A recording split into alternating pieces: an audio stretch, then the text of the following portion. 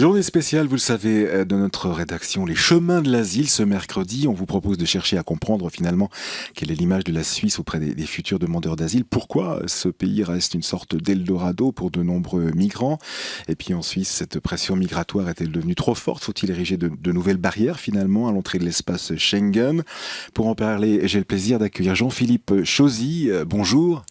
Oui, bonjour. En direct de notre studio de Genève, Jean-Philippe Chauzy, vous êtes le porte-parole de l'OIM, l'Organisation internationale pour les migrations, basée donc à Genève. C'est dire si votre regard à vous sur cette question des migrants est particulièrement pertinent. D'abord, peut-être de manière globale aujourd'hui, parce que vous occupez ce poste depuis longtemps, qu'est-ce qui a changé fondamentalement, selon vous, par rapport à ces dernières années, dans cette perception que nous avons ici en Occident, en Suisse, de cette question des migrations, de ces demandeurs d'asile? C'est véritablement l'irruption de la crise économique qui a tout modifié, tout fait basculer? Mais écoutez, on a quand même vu un changement dans les discours politiques en ce qui concerne ces flux migratoires à partir de 2008, en fait, à partir du début du ralentissement des économies des pays industrialisés. En période, bien entendu, de croissance économique, il y a une plus grande tolérance, un plus grand appétit pour ces flux migratoires.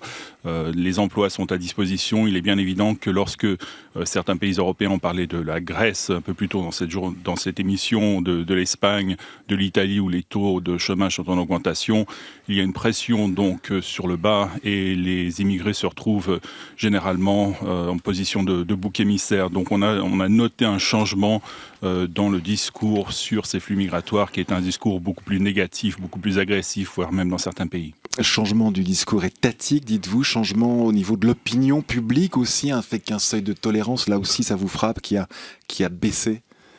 Oui, tout à fait. Vous savez, il y a quelques mois, on a sorti notre rapport mondial sur l'état de la migration dans le monde qui s'intéressait justement à la communication sur ces questions migratoires. Et on a des constantes dans de nombreux pays européens. Les populations, par exemple, ont toujours tendance à surestimer le pourcentage de migrants présents sur leur territoire de 3 à 400%. De 3 à 400%, vous dites? Oui, tout à fait. Oui, tout à fait. Les populations, par exemple, en Italie, la population a toujours tendance à estimer que le pourcentage d'immigrés dans le pays est de l'ordre de 30 à 40%, alors qu'il est de 9 à 10%. Et c'est une constante que l'on constate dans de nombreux pays européens.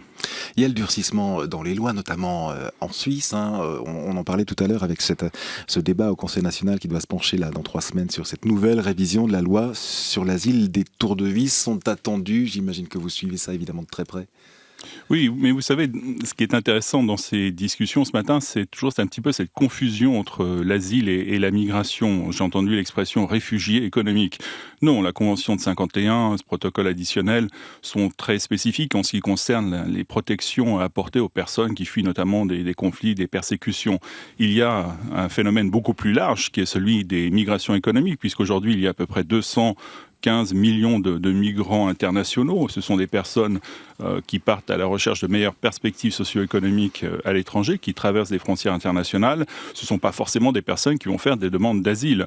Donc il faut un petit peu démystifier ce discours et puis qu'on ait une compréhension bien claire des besoins en ce qui concerne la protection des individus et qu'on comprenne aussi que ces migrations économiques existent tout simplement parce qu'il y a une demande dans nos pays pour des services et donc ces projets migratoires qui sont mis en place par ces Guinéens ou autres ressortissants de pays tiers répond à un besoin qui est celui de gagner de l'argent dans nos pays pour pouvoir aider les familles qui sont restées au pays. Alors on entend bien le constat que vous faites, Jean-Philippe Chauzy, mais quelles sont les armes que vous avez, vous, pour aller précisément à l'encontre de ces perceptions faussées dont vous parlez? Écoutez, la communication est cruciale. Il est important aujourd'hui de souligner les apports plus positifs de ces migrants aux sociétés. Et je ne parle pas uniquement des apports socioculturels, je parle aussi des apports économiques. Vous savez, ça c'est sous-estimé aussi. Oh, complètement, c'est même totalement ignoré dans certains pays à l'heure actuelle. On a un discours qui est un discours extrêmement négatif, qui ignore volontairement les contributions de ces immigrés aux sociétés. Quand on regarde la situation de la Suisse, par exemple, un taux de chômage qui est très bas, une économie quand même qui est forte, 50% à peu près des immigrés en Suisse ou des personnes étrangères qui sont en Suisse ont quand même des diplômes d'études supérieures, sont là, contribuent de manière très positive et très active à l'économie suisse. En Suisse, la question se pose beaucoup moins. Dans d'autres pays européens, on a vraiment tendance à considérer les immigrés comme des personnes qui vont prendre les quelques emplois qui peuvent exister à l'heure actuelle. Mais au niveau étatique, par exemple, vous avez une influence possible ? Tout à fait. Vous savez, l'Organisation internationale pour l'immigration est une organisation intergouvernementale. Nous avons 146 États membres. Nous nous réunissons très régulièrement pour discuter de ces... Concrètement, il y a des effets. À part les constats, justement. Tout à fait. Ce que l'on constate aujourd'hui, c'est qu'on s'éloigne des discussions en bilatérales entre pays sur ces questions migratoires et qui butent généralement sur des questions qui fâchent. Par exemple, la question des réadmissions. Et on est de plus en plus dans des dynamiques de dialogue régionaux sur ces grandes questions migratoires. Et ça, c'est quelque chose de forcément positif. Un exemple, entre les pays d'Asie du Sud, par exemple, et les pays de coopération du Golfe, on a un processus de dialogue qui est en cours et qui est productif, puisque on arrive maintenant à un dialogue très productif avec des actions très pertinentes pour essayer d'améliorer, par exemple, la vie de ces immigrés qui viennent des pays d'Asie du Sud et qui sont employés dans les pays de coopération du Golfe.